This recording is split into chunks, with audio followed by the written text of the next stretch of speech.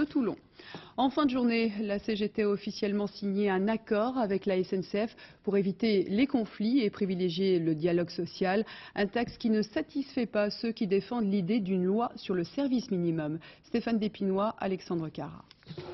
Un tournant historique pour la SNCF. Le patron des cheminots CGT appose sa signature au bas de l'accord sur la prévention des conflits. Après 18 mois de négociations, l'entreprise ferroviaire réussit à mettre en place une alarme sociale pour éviter les grèves. Ce n'est pas encore le service garanti, mais c'est un grand pas en avant. Écoutez, moi je fais mon travail.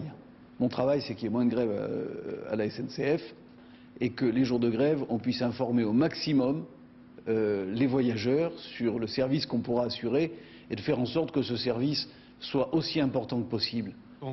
Le débat continue en effet autour du fameux service minimum. Jean-Pierre Raffarin joue l'apaisement. La loi deviendrait inutile, a-t-il expliqué à nos confrères d'RTL, si les autres entreprises devaient suivre l'exemple de la SNCF. Les plus libéraux de la majorité ne sont pas de cet avis. Ils se souviennent de la promesse de Jacques Chirac et selon eux, on est encore très loin du service minimum. C'est pas parce qu'il y a moins de conflits qu'on les évite. Par contre, ce que l'on doit faire, si l'on ne peut pas éviter ces conflits malgré l'accord, c'est légiférer pour instaurer un service minimum garanti. Le ministère des Transports juge le processus sur de bons rails. Prochaine étape, l'amélioration des prévisions de trafic si la grève ne peut être évitée.